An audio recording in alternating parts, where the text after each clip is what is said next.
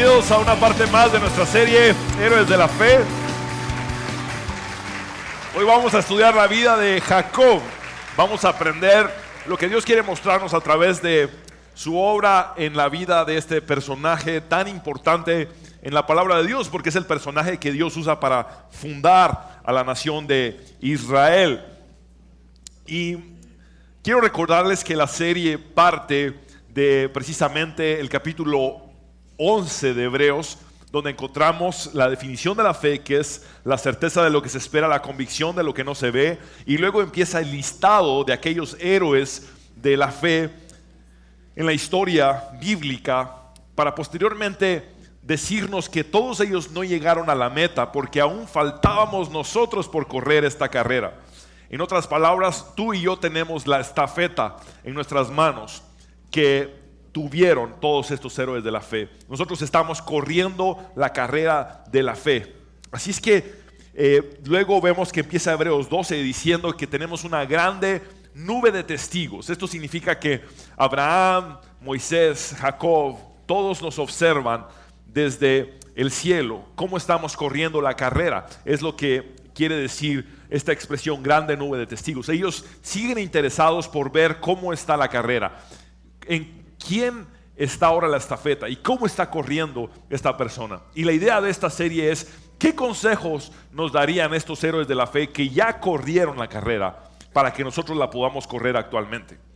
Y vamos a estudiar entonces a Jacob. Jacob es nieto de Abraham, hijo de Isaac.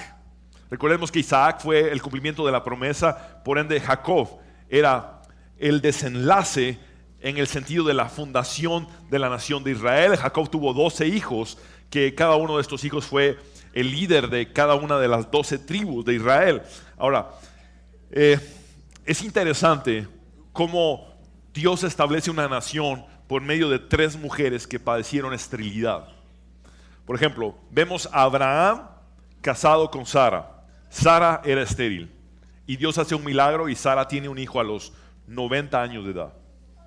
Pero no solamente esto, vemos que después Isaac se casa con Rebeca y Rebeca también era estéril y Dios hace un milagro y Rebeca tiene a gemelos, Esaú y Jacob. Pero no solamente esto, Jacob se casa con el amor de su vida, Raquel, y Raquel también era estéril. Y finalmente Raquel puede tener a 2 hijos, a los últimos hijos de Jacob, que fueron José, y luego cuando nace Benjamín, ella fallece en el momento del nacimiento. Ahora, es interesante, Dios establece una nación por medio del vientre de 3 mujeres estériles. Esa es la capacidad de nuestro Dios.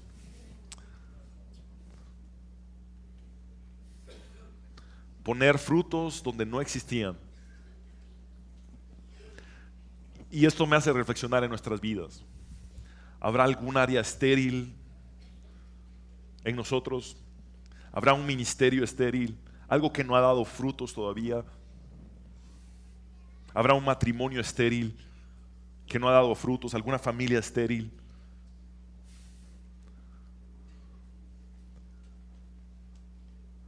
¿Habrá algo desolado en nuestras vidas? Si Dios fue capaz de hacer una nación por medio de 3 vientres estériles, Dios puede hacer mucho contigo. Dios va a hacer que por fin vea los frutos que tanto has anhelado en tu vida. Y el apóstol Pablo nos habla acerca de Jacob y de Esaú. Recordemos que Jacob y Esaú eran hermanos gemelos no idénticos, mellizos se les dice. Y Esaú era fuerte, era peludo. De hecho, su nombre significa velludo. Esaú, eso es lo que significa. Y Jacob, su nombre significa el que toma el calcañar o el que suplanta. En otras palabras, Jacob es suplantador o engañador también, porque Jacob nació tomando el talón de Esaú, porque recordemos que era muy importante en la cultura hebrea ser el primogénito. Y en el caso de los gemelos, el primero que salía del vientre, ese era el primogénito y recibía por ley toda la bendición del padre. Y la situación era que Jacob quería salir primero y no lo logró, y por esto en la historia bíblica surge el hecho de que él nació agarrándole el pie o el talón a su hermano. Ahora, Pablo nos habla acerca de esta historia y dice en Romanos 9, 10, 16: cuando Rebeca concibió de uno de Isaac nuestro padre, pues no habían aún nacido, ni habían hecho aún ni bien ni mal, y esto es clave, para que el propósito de Dios conforme a la elección permaneciese, no por las obras, sino por el que llama. Se le dijo: el mayor servirá al menor. En este caso, Esaú servirá a Jacob. Como está escrito: a Jacob amé, mas a Esaú aborrecí. ¿Qué pues diremos? ¿Que hay injusticia en Dios? En ninguna manera. Pues a Moisés dice: tendré misericordia del que yo tenga misericordia, y me compadeceré del que yo me compadezca. Así que no depende del que quiere ni del que corre, sino de Dios que tiene misericordia. Y luego sigue relatando Pablo acerca de cuando Dios endureció el corazón de Faraón. Ahora, quiero aclarar primero que este texto ha sido mal interpretado por muchos y también usado de forma tergiversada por Satanás. Recordemos que Satanás conoce las escrituras. De hecho, tuvo el descaro de citarle las escrituras al autor de las escrituras. ¿Se acuerdan que enfrentó a Jesús en la tentación del desierto y Satanás tenía el descaro de decir: escrito está? Y Jesús pensando: yo fui el que dicté eso. ¿Me estás queriendo explicar a mí lo que yo dicté? Ahora, Satanás a veces saca cosas de contexto para condenar a las personas. Y esto que acabamos de leer, algunos lo han entendido como: si Dios aborreció a Esaú desde el vientre de su madre, seguramente me aborreció a mí también. Son pensamientos que Satanás pone. Y si Dios dijo que tendría misericordia de quien Él quisiera tener misericordia, tal vez Dios no quiere tener misericordia de mí. Y Satanás mete esas ideas. Y luego, como sigue diciendo Pablo, que Dios endureció el corazón de Faraón, alguno agarra eso como excusa para decir: Dios endureció mi corazón y por eso yo no he cambiado, por eso yo no he sido transformado. Y se ponen como víctimas y el diablo los mete en una trampa de pensar: Dios me aborreció, Dios no tiene misericordia de mí y Dios endureció mi corazón. Y el enemigo les engaña. Recordemos que Él es el padre de la mentira.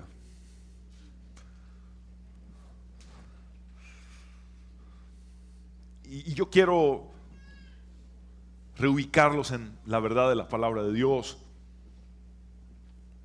porque esta elección de Dios tiene que ver con la presciencia de Dios. ¿Qué es la presciencia de Dios? Es el conocimiento previo. Ciencia es conocimiento y pre significa previo. El conocimiento previo de Dios sabía que Esaú no le iba a buscar. El conocimiento previo de Dios sabía, por ejemplo, que Caín no le amaría como Abel sí lo hizo. Dios sabe lo que nosotros habremos de vivir aún antes de que vengamos a este mundo. Y por eso surgió la elección.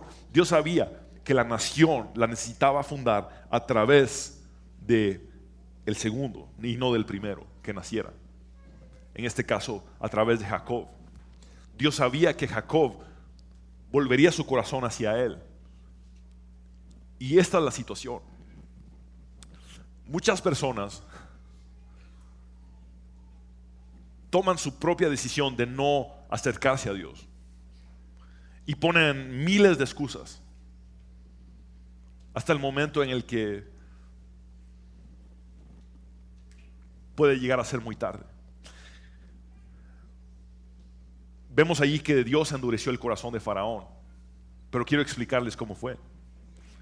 Dios mandó ¿Cuántas plagas Egipto? 10. ¿Y saben a partir de qué momento endureció el corazón del faraón? Después de la quinta plaga. Esto significa que Dios mandó la primera plaga para darle la oportunidad al faraón de que sensibilizara su corazón y se volviera hacia Dios y dejara el pueblo hebreo en libertad. Y el faraón no lo hizo. Dice el texto que el faraón decidió endurecer su propio corazón.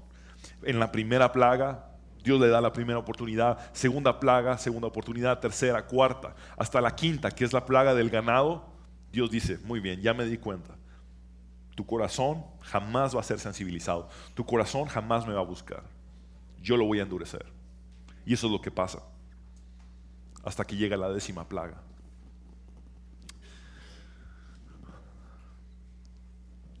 La decisión de acercarnos a Dios es individual. El salmista escribió que Dios es lento para la ira y grande en misericordia. El apóstol Pedro nos ha dicho que Dios es paciente por amor a nosotros y que lo que nosotros interpretamos por tardanza es más bien la paciencia de Dios, porque Dios no quiere que ninguno perezca.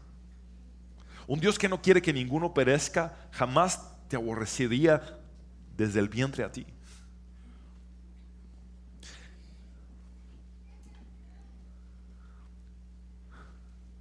La situación es que Dios ya sabía que el corazón de Esaú nunca se volvería hacia él.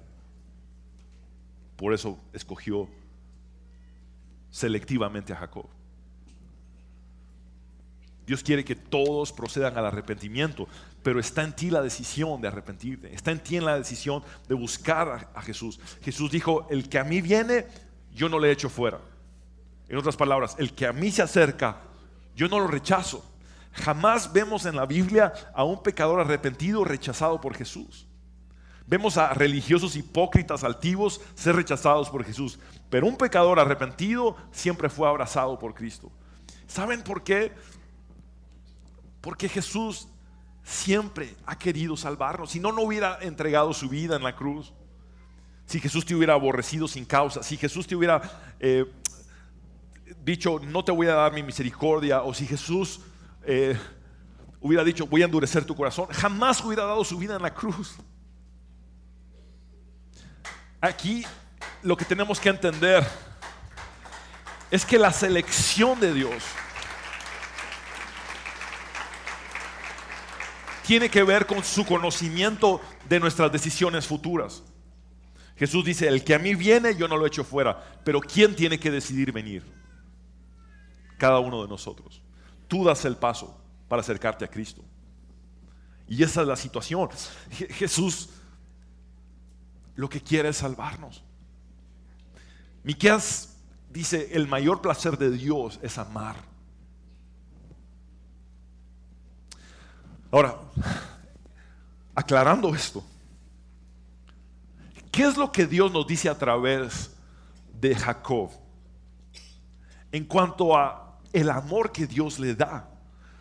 Dice, no habían hecho aún ni bien ni mal, estaban en el vientre de su madre, no habían nacido y Dios ya había amado a Jacob desde el vientre de su madre. Primero vemos un amor incondicional que no depende de nuestras obras, no depende de nuestros actos. Y he escrito una parte muy importante en sus bifoliares, va a aparecer en pantalla si quiero leerla textual, porque ¿qué es lo que Dios nos dice por medio de la vida de Jacob? Yo te he amado libremente, con un amor soberano, incondicional y electivo. Así es como yo te amo. Mi amor por ti es una elección, porque te escogí para mí mismo por sobre todo lo demás. Mi amor por ti es incondicional porque yo te escogí antes de que hubieras hecho el bien o el mal, desde que estabas en el vientre de tu madre. Mi amor por ti es soberano porque nunca estuve forzado a amarte. yo estuve siempre en completo control de mi corazón cuando decidí amarte. Yo te amo libremente, simplemente porque mi amor por ti fluye desde mi gracia infinita. Mi amor no puede ser ganado por tus obras, ni comprado por nadie. Nunca podrás perder mi amor. No hay nada que nos pueda separar del amor de Dios en Cristo Jesús, nuestro Señor. No hay nada que tú puedas hacer o dejar de hacer para que Dios te ame más. Y no hay nada que puedas hacer o dejar de hacer para que Dios te ame menos. El amor de Dios por ti no depende de lo que haces. Dios es amor. Y su amor es sin medida. Si Dios es infinito, por ende su amor es infinito. Si Dios es eterno, su amor es eterno. Él dijo, con amor eterno te he amado. ¿Y para qué nos diría algo así Dios? Dios nos dice algo así en su palabra, para que seamos humildes. Dios te lo dice para que seas humilde, para que quites de ti toda presunción, jactancia o arrogancia, para remover hasta la última pizca de ego de tu ser, para cortar todo orgullo o sentimiento de superioridad por sobre los demás, para que no haya en ti ningún tipo de independencia de mí, es lo que Dios te dice, y que diariamente me necesites y me busques con todo tu corazón, para que tiembles lleno de lágrimas de gozo al recordar que me perteneces. Eres mío, eres mía completamente. Eso es lo que Dios nos dice por medio de este amor tan grande por nosotros. Y de hecho vemos que Pablo en Romanos 9 nos dice que Dios amó a Jacob aún antes de que Jacob hubiera hecho el bien o el mal, aún antes de que Jacob hubiera nacido. Pero Pablo lo lleva en Efesios aún a un nivel más profundo y nos dice: Dios nos amó aún antes de la fundación del mundo. Esto significa antes de que el sol existiera, antes de que la luna existiera, antes de que la creación existiera. Dios nos había amado. Y dice Efesios 1, 4, 5: según nos escogió en Él antes de la fundación del mundo para que fuésemos santos y sin mancha delante de Él. Pero ¿cómo nos escogió? En amor. Es decir, nos amó antes de la fundación del mundo, habiéndonos predestinado para ser adoptados hijos suyos por medio de Jesucristo, según el puro afecto de su voluntad. Una decisión que libremente tomó. Nadie lo forzó a amarnos antes de la fundación del mundo. ¿Y crees tú que Dios no sabía antes de la fundación del mundo que si te creaba tenía que morir por ti? Por supuesto que sí lo sabía. Y no obstante, sabiéndolo, decidió crearte para morir por ti. Eso es lo que tal vez no habías entendido. Dios te hizo para morir por ti. ¿Y sabes por qué? Dios no se quería limitar a ser tu creador. Dios no quería limitarse solamente a ser tu creador. Dios quería que le necesitaras tanto para que corrieras desesperadamente hacia Él, porque Él anhelaba una relación más profunda contigo que la del Creador y su criatura. Él quería ser y quiere ser tu Salvador, tu Redentor.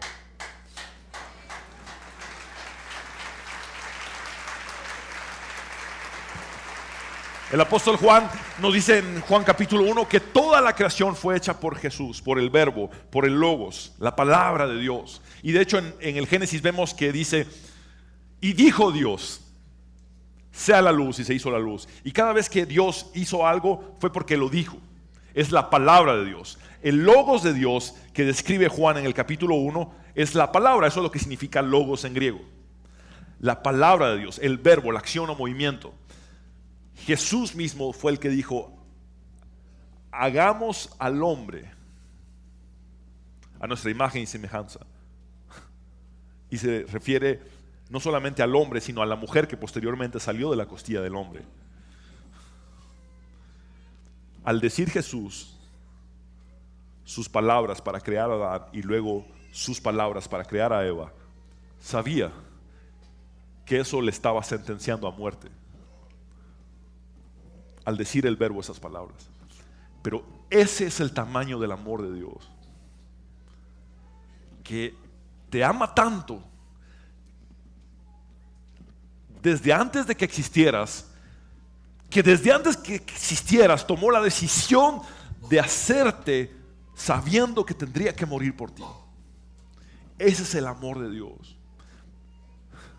Así es. Y mira lo que dice 1 Tesalonicenses 1, 4, 5. Hermanos amados, sabemos que Él los ha escogido porque nuestro evangelio les llegó no solo con palabras, sino también con poder, es decir, con el Espíritu Santo y con profunda convicción. Como bien saben, estuvimos entre ustedes buscando su bien. En otras palabras, ¿cómo sabemos que alguien es escogido por Dios?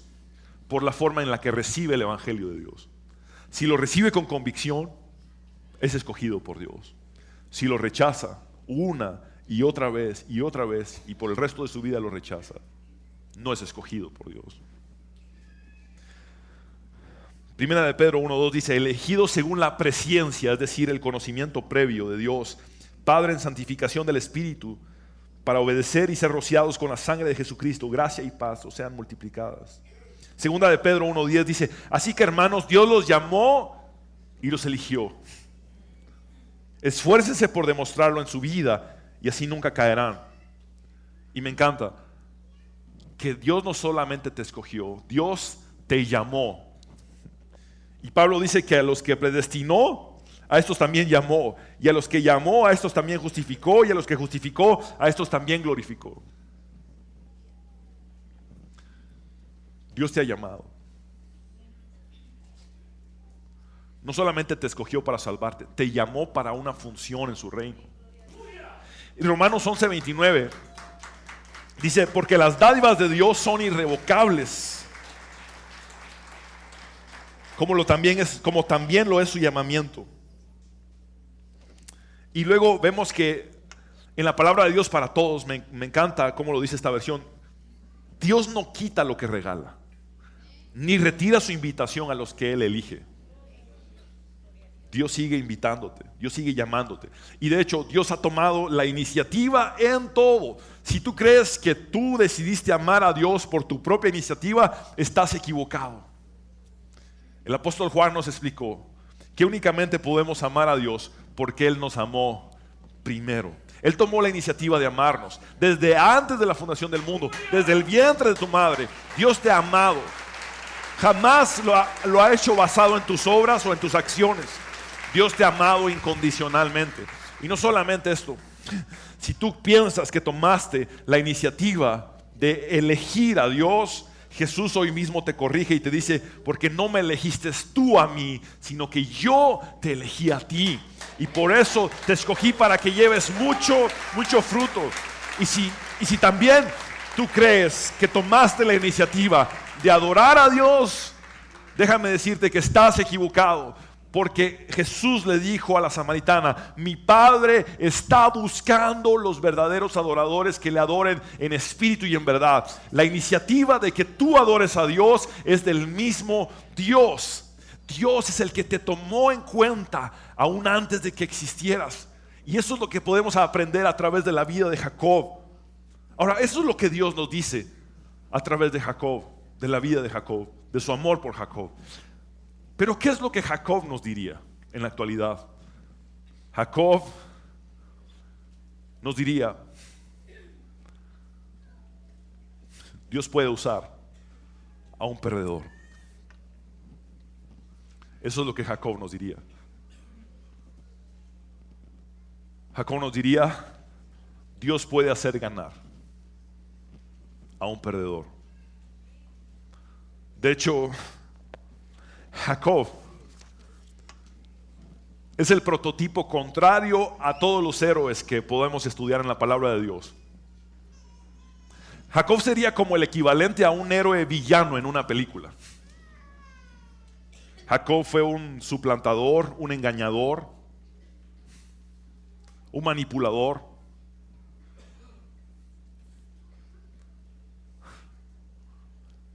No hay muchas cualidades que podamos ver en Jacob, en su historia. Y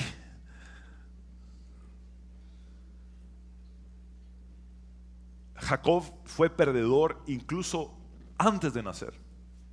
Dice el relato bíblico que Jacob peleaba en el vientre con su hermano Esaú. Y Esaú nació primero. Evidentemente era porque la primogenitura era sumamente importante. La primogenitura para un nieto de Abraham era lo más importante. Y entonces pelea en el vientre y pierde, porque el que nace primero es Esaú. Es decir, Jacob perdió antes de nacer y perdió al nacer. Miremos lo que dice Génesis 25, 22, 26. Pero los dos niños luchaban entre sí dentro de su vientre. Así que ella consultó al Señor. ¿Por qué me pasa esto?, preguntó. Después nació el otro mellizo, agarrando con la mano el talón de Esaú. Por eso lo llamaron Jacob. Isaac tenía 60 años cuando nacieron los mellizos. Pero Jacob creció con esta frustración. El favoritismo de Isaac por Esaú era evidente. Jacob tenía en su corazón la herida del rechazo de su padre. Esaú era el orgullo de su padre, era fuerte, era valiente, era cazador, era aguerrido. Jacob era lampiño. Jacob era un muchacho muy pegado a su madre, débil. Y siempre tuvo como objetivo obtener la primogenitura de su hermano y usaba cualquier cosa como pretexto. Si miraba a su hermano con hambre y él estaba cocinando lentejas, le decía, te doy de comer, pero si me das tu primogenitura. Una y otra vez trataba de obtener lo que era de su hermano. Vean Génesis 25, 31, 33. Y Jacob respondió, véndeme en este día tu primogenitura por un plato de lentejas. Y dijo Jacob, júramelo en este día. Y él le juró y vendió a Jacob su primogenitura. Pero Jacob también engañó a su padre y traicionó a su hermano. Mira Génesis 27, 11, 12. Y Jacob dijo a Rebeca, su madre, he aquí Esaú mi hermano es hombre velloso y yo lampiño. Quizá me palpará mi padre y me tendrá por burlador y traeré sobre mí maldición y no bendición. Y la situación era que Isaac estaba por morir y entonces llamó a Esaú su primogénito y le dijo, antes de morir quiero darte mi bendición, pero ve y caza unos animales y cocíname mi plato favorito. Y después de que haya comido te daré mi bendición. Entonces Esaú se dirige hacia el campo a cazar, pero la madre de estos mellizos había escuchado lo que su esposo Isaac le había dicho a Esaú. Así es que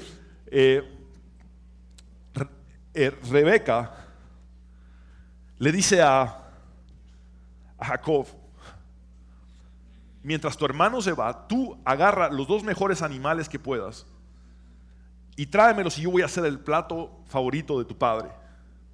Y entonces Jacob tomó 2 cabritos y entonces Rebeca, mientras hacía la comida, también planeó ponerle a Jacob la piel de los cabritos para que pareciera que era peludo como su hermano.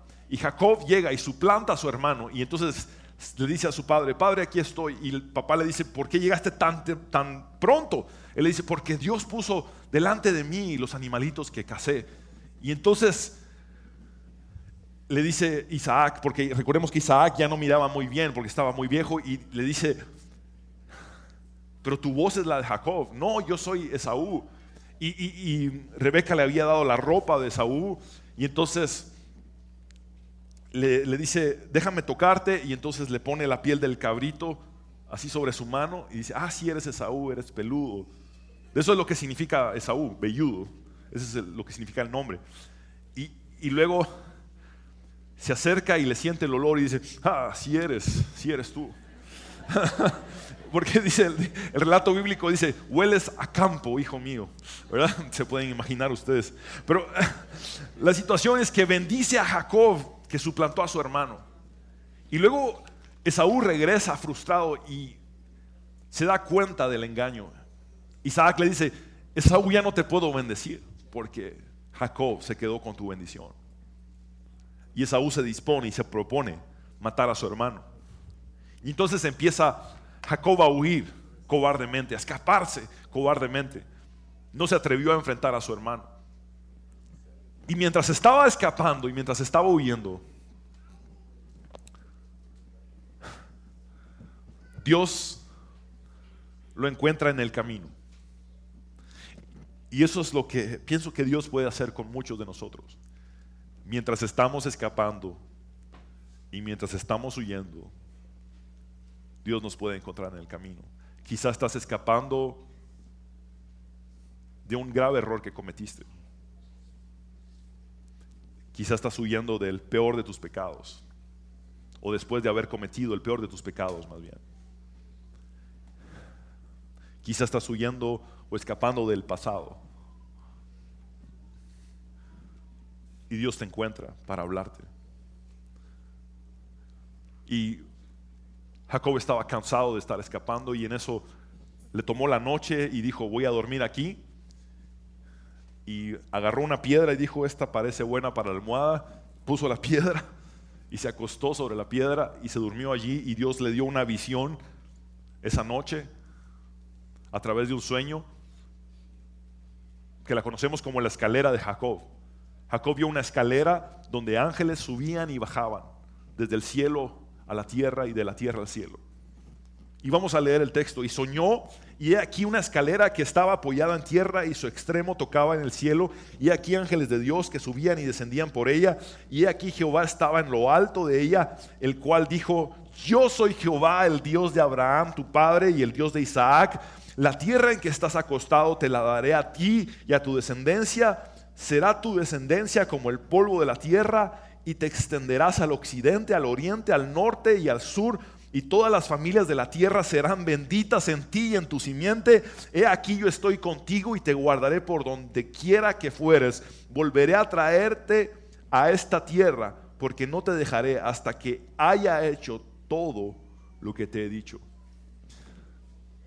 Saben que más que las palabras de Dios, me impresiona el momento en que Dios elige decir esto.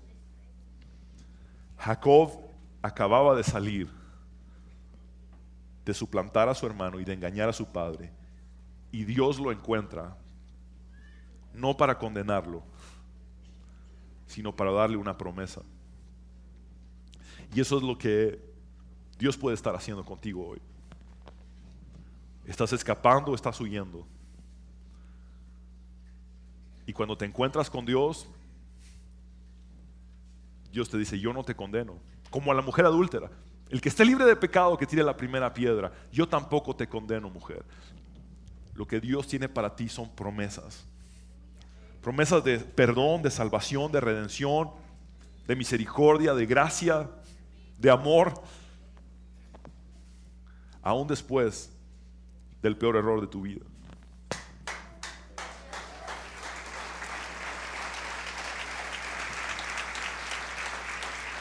Y despertó Jacob y dijo: ciertamente la presencia de Dios está aquí, y yo no lo sabía. Y puede ser lo que te ha sucedido a ti también. Te has sentido solo, te has sentido sola, y has pensado que Dios no está contigo.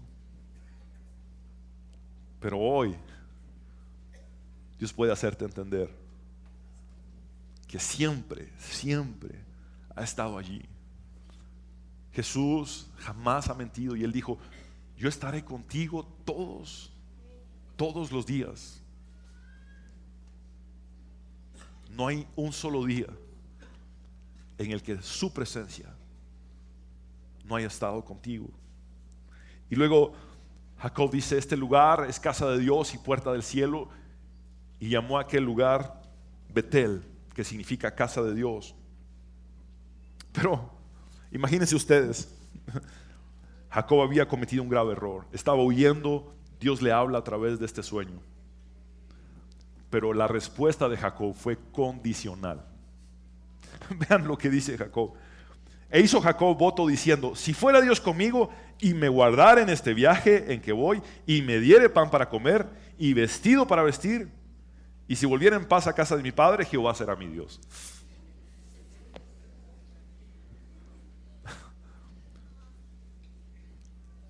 Estaba después de haber cometido su peor error.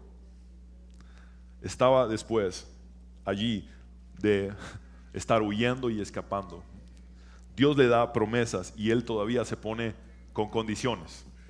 Si me guardas, si me das ropa, si me das comida,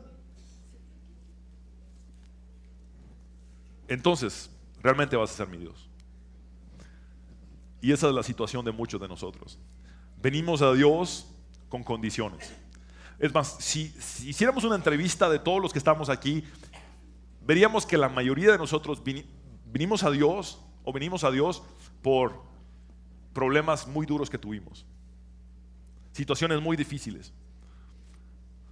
La mayoría diría, en la peor crisis de mi vida fue que vine a Cristo. En la peor necesidad de mi vida fue que vine a Cristo. Casi todos llegamos a Cristo de forma condicional. Yo llegué a Cristo a los 7 años de edad. Me dijeron, cielo, infierno. ¿Qué preferís? Cielo. Entonces tenés que escoger a Jesús. Ah, bueno, entonces Jesús, me quiero ir al cielo. Condicional.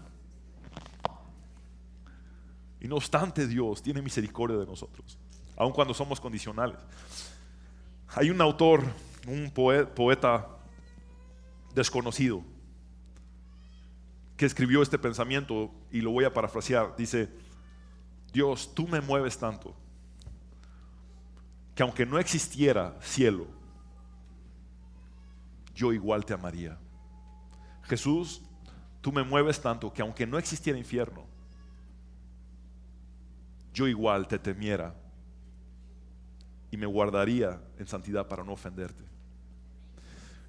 ¿Cuándo llegará el día en que nuestra relación con Dios no sea condicional y podamos decir como Pablo: yo gastaré todo lo mío y aún a mí mismo me gastaré con tal de cumplir lo que Dios desea de mí, lo que Dios quiere de mí? Luego, Jacob también fue un mal esposo. Y alguien podría decir: pastor, Jacob fue un mal esposo porque evidentemente le dieron gato por liebre. Él trabajó 7 años por Raquel y le dieron a Lea. Y recordemos que en la costumbre judía o hebrea en ese momento, la situación era que había un velo y él no podía ver con quién se estaba casando, sino que hasta la noche después de la luna de miel dijo: uy, es Lea. Y yo trabajé 7 años por Raquel, el amor de mi vida. Y entonces va a hablar con Labán. Imagínense cómo se sintió Lea viendo a Jacob alegando: mira, ella no es la que yo quiero a Raquel. Y en eso le dice: bueno, es que siempre se tiene que casar la más grande primero, te voy a dar la segunda después. Entonces trabaja 7 años más. Y en total llega a trabajar hasta 20 años para Labán. 14 por sus 2 hijas y 6 porque Jacob no tenía todavía bienes propios, animales propios, ni tierras propias. Pero Jacob no solo fue un mal esposo con Lea, también fue un mal esposo con Raquel, el amor de su vida. Y lo vamos a ver bíblicamente. Dice Génesis 29, 30, 31: y se llegó también a Raquel y la amó también más que a Lea, y sirvió a Labán aún otros 7 años. Y vio Jehová que Lea era menospreciada. ¿Menospreciada por quién? Por Jacob. Y le dio hijos, pero Raquel era estéril. Génesis 32, mire lo que dice: y Jacob se enojó contra Raquel y dijo: ¿soy yo acaso Dios que te impidió el fruto de tu vientre? Miren qué insensibilidad. En un momento en que Raquel estaba en crisis por ser estéril, él le dice: ¿acaso soy Dios yo que te hizo estéril? No es culpa mía que seas estéril. Luego vemos a Jacob tener problemas con su familia política. Resulta que Labán era la mafia. Labán, su suegro, era la mafia. Le hacía juegos así como de: trabajá 7 años por esta y te doy la otra. Y después de que había trabajado muchos años, le dijo Jacob: bueno, yo no tengo mi ganado propio y me has cambiado el salario más de 10 veces, entonces me voy a ir.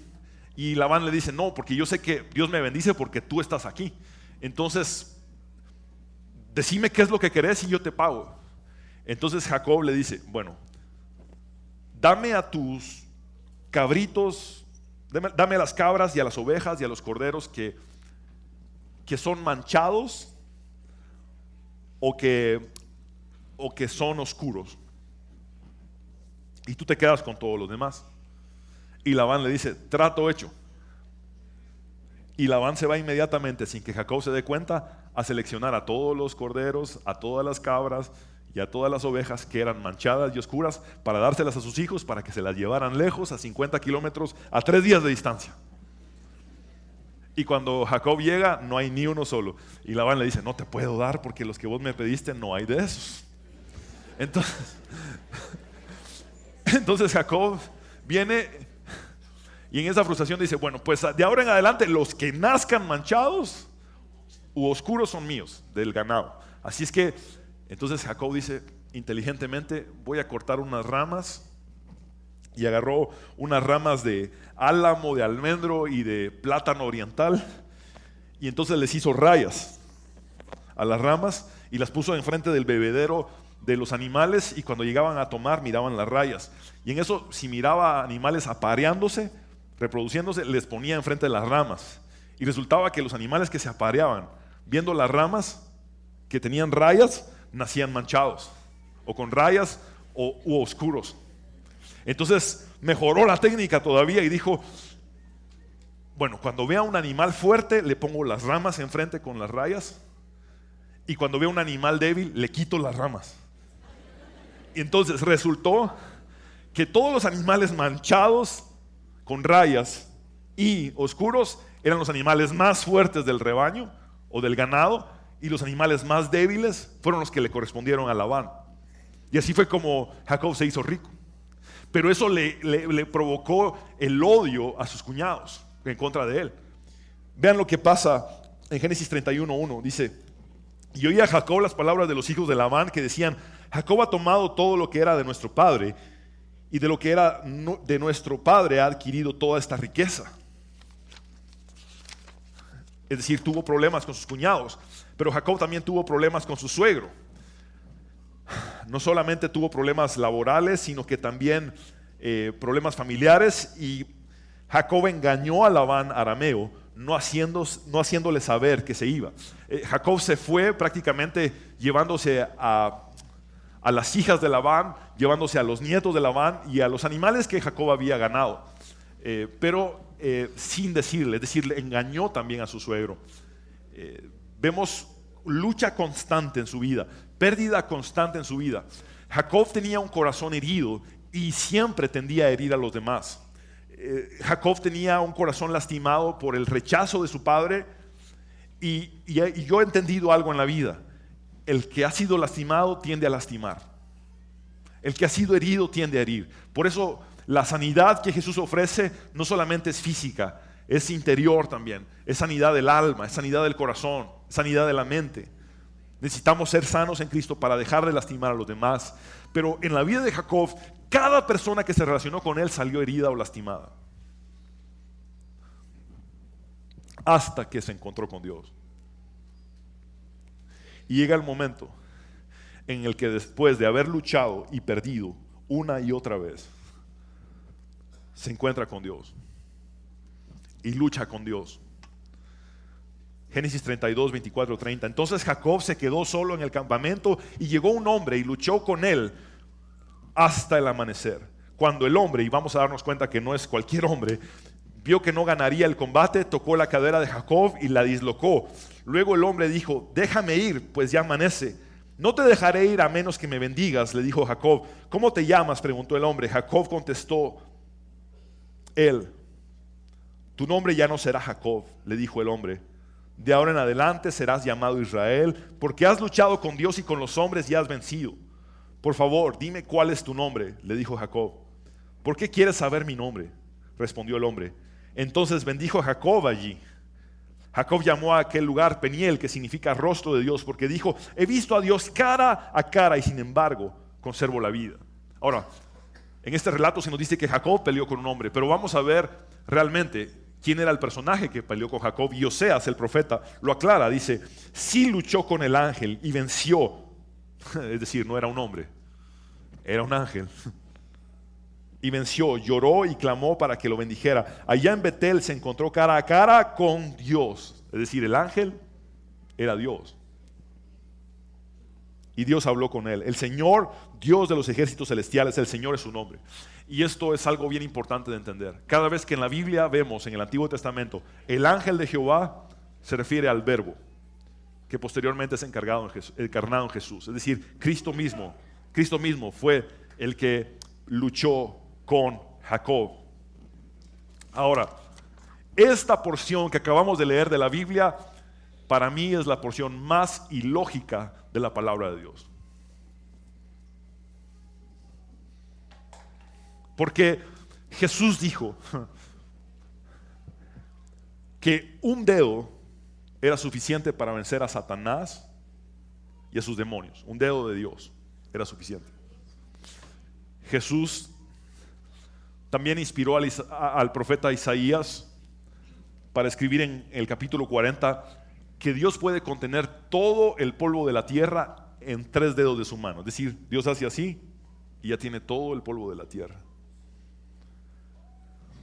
¿Cómo Jacob, que no le podía ganar ni a su hermano mayor, de repente le puede ganar a Dios? No tiene lógica. El poderoso gigante descrito por Jeremías, el todopoderoso, vencido por un perdedor.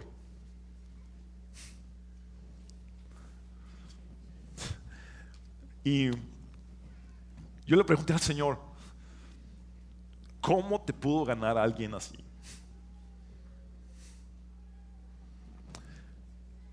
Y Dios me llevó a mi niñez. Exactamente al año de 1983, cuando salió la película de aquel boxeador, Rocky 3. Resulta que yo soy el único varón de 6 hijos. Es decir, tengo 5 hermanas mayores, y cuando nací como varón mi papá estaba realizado. Por fin podía hacer cosas de hombre con un varoncito, no jugar muñecas con mis hermanas y comidita. Y entonces me compró la película de Rocky 3 y yo miraba esa película, y entonces no le bastó y él viajaba mucho, y de un viaje de Estados Unidos me trajo 2 pares de guantes, un par de guantes de boxeo para adulto y un par de guantes de boxeo para niños. Eran del mismo color. Los de adulto los usaba él y los de niño los usaba yo. Yo tenía 5 años, mi papá 39. Y no solo eso, me trajo el disco de la música de la película de Rocky 3. Entonces mi papá ponía el disco todavía de aquellos long plays y empezaba can, can, can, can, can, can, can. Mi papá con los guantes de adulto y yo con los guantes de niño. Y en eso no le alcanzaba la cara y él se agachaba para que yo le diera en la cara. Pero de repente venía él y me daba un golpe como para que yo sintiera que era en serio la cosa. Y decía, oh, y después, al final, adivinen quién terminaba ganando. El niño de 5 años, al hombre de 39. Mi papá había sido campeón en varios torneos de lucha olímpica. Ahora, Dios me dijo, ¿tenías la capacidad de ganarle a tu papá? No. ¿Pero le ganaste? Sí.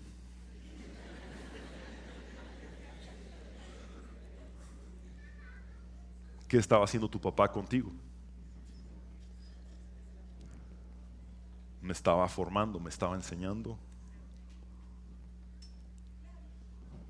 me estaba poniendo confianza, me estaba haciendo sentir que yo podía ser capaz de ganar, de vencer.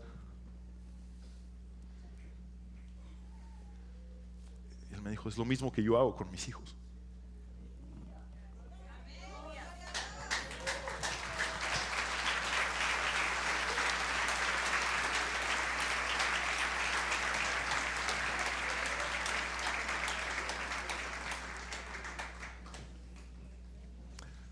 Jacob nunca le había podido ganar a una sola persona en toda su vida.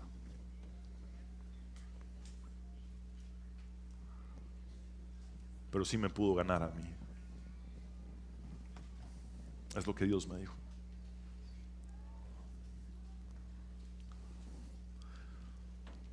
Jacob nos diría hoy, Dios puede hacer ganar a un perdedor.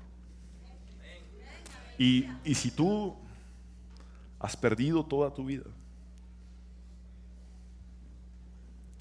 si perdiste quizá en el vientre siendo un bebé rechazado, si perdiste en el vientre quizá porque no fuiste deseado, si perdiste de niño quizá porque fuiste rechazado, si perdiste de niño por un maltrato o un abuso, si perdiste de adolescente, si perdiste de adulto, si perdiste en tu matrimonio y te encuentras hoy con Dios, Dios te puede hacer ganar por primera vez en tu vida. Y Jacob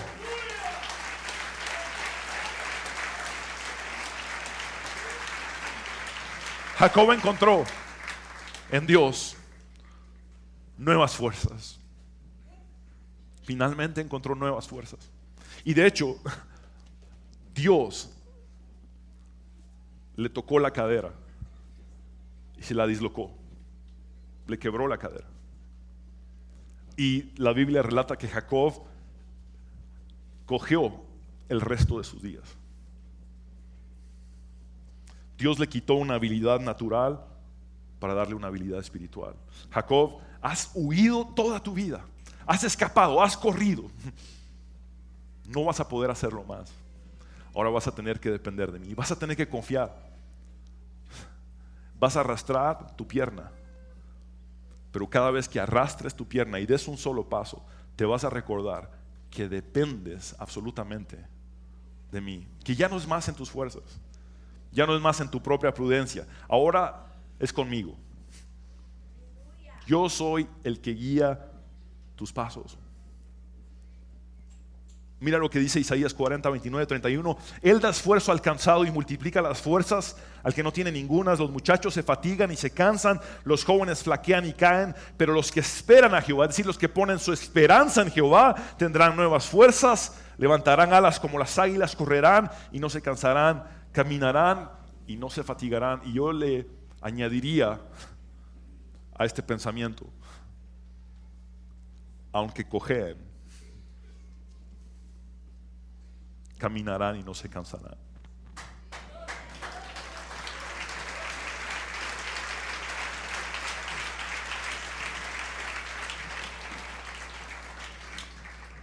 Lo siguiente que hizo Dios con Jacob fue darle una nueva identidad. Cambió su nombre.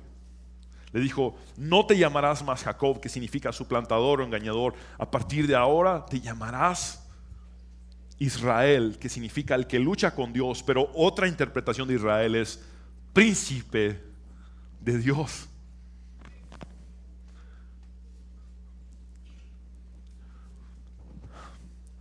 El nombre era el que definía a una persona. Esaú significa velludo. Jacob significa suplantador. Ahora, ¿qué es lo que te define a ti? ¿O quién te define a ti en el presente? ¿Te define un divorcio? ¿Te define un abandono? ¿Qué te está definiendo a ti? ¿Un sufrimiento? ¿Una posición económica? ¿Una escasez? ¿Qué te está definiendo a ti? ¿Quién te define?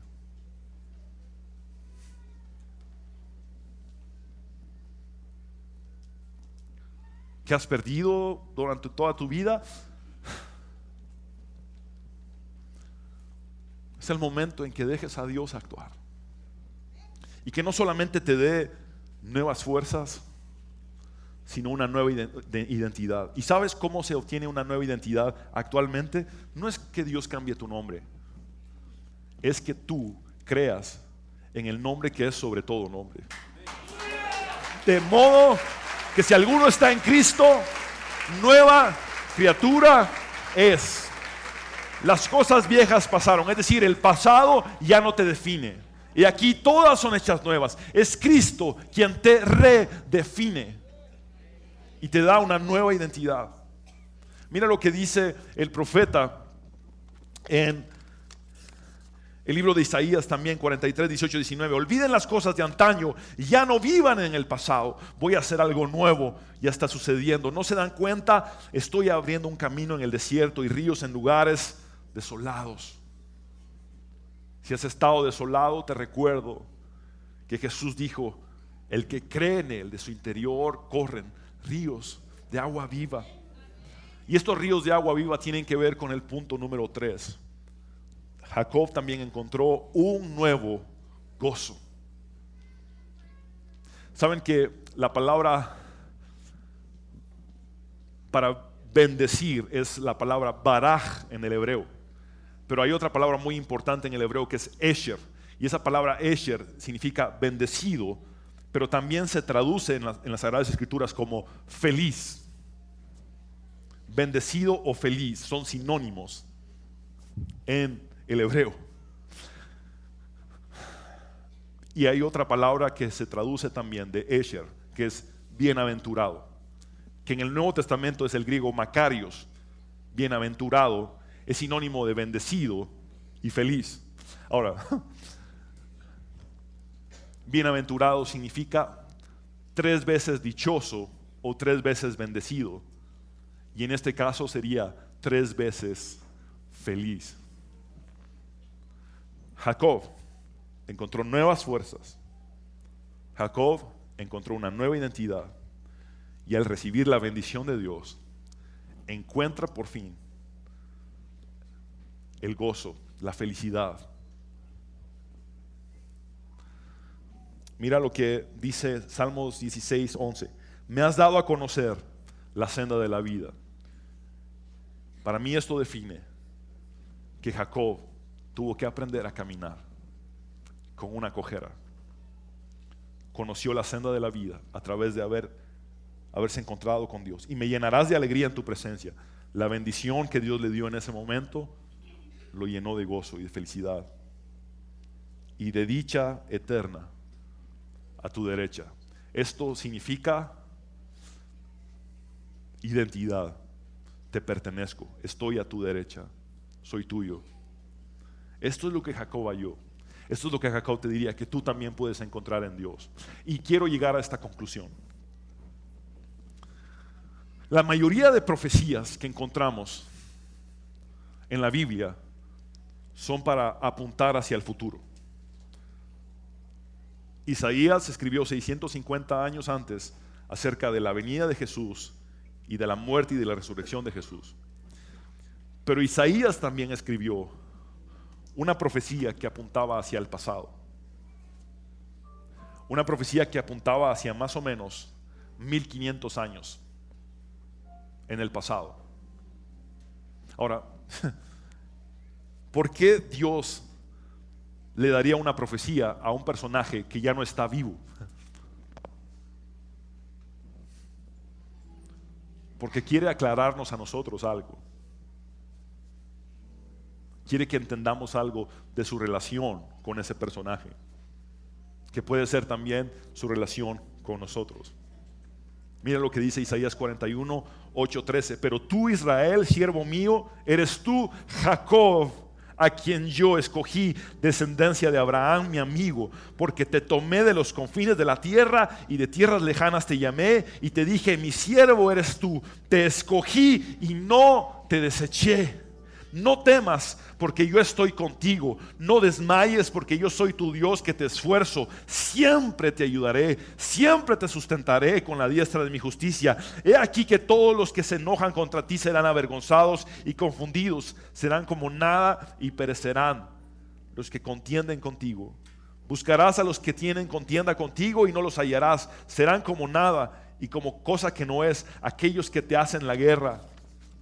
Porque yo, Jehová, soy tu Dios, quien te sostiene de tu mano derecha y te dice, no temas, yo te ayudo. Gracias, Jesús. Gracias, Jesús.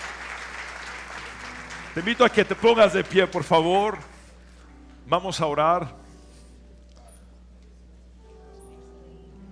Gracias, Dios. Gracias, Dios. Gracias por tu Espíritu Santo que está en medio de nosotros. Sana corazones heridos, Señor. Corazones lastimados que tienden a lastimar a otros. Señor, sánalos completamente. Te lo pido con todo mi corazón. Así como sanaste el corazón de Jacob al herir su cadera, haz tu obra en nosotros, Señor. Sánanos. Sánanos. Quita todo rechazo, toda amargura, todo rencor, toda falta de perdón, toda comparación, toda competencia, toda envidia. Sea quitada de nuestros corazones. Que podamos aprender a conocerte, Señor.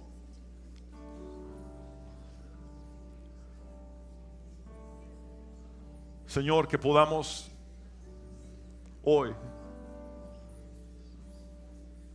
venir ante ti con todas nuestras derrotas, así como se encontró Jacob contigo, solamente con muchas derrotas en su haber, pero al fin tuvo la victoria cuando estuvo frente a ti. Señor, hoy vengo con todas mis derrotas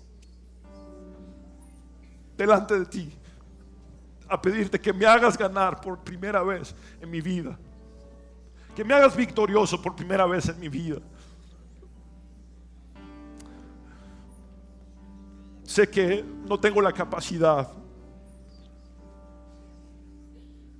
de ser un ganador, pero sé que tú estás dispuesto incluso a dejarte vencer por mí. Jacob no tenía la capacidad de vencerte, pero tú te dejaste vencer para dejarlo ganar por primera vez. Señor,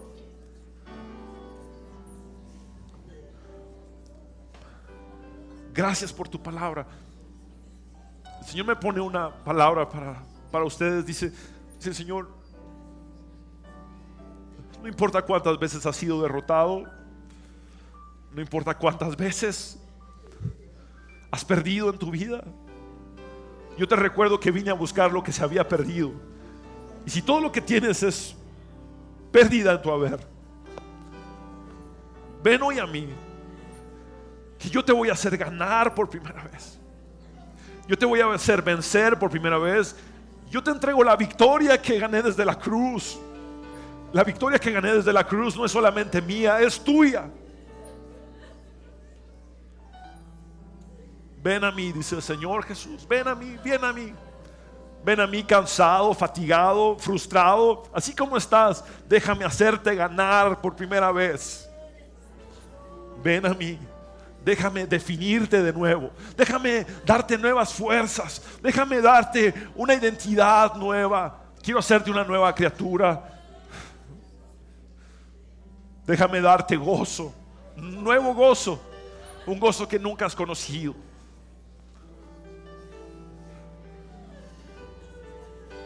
Quiero hablar contigo, hombre y mujer, que has venido sin Cristo.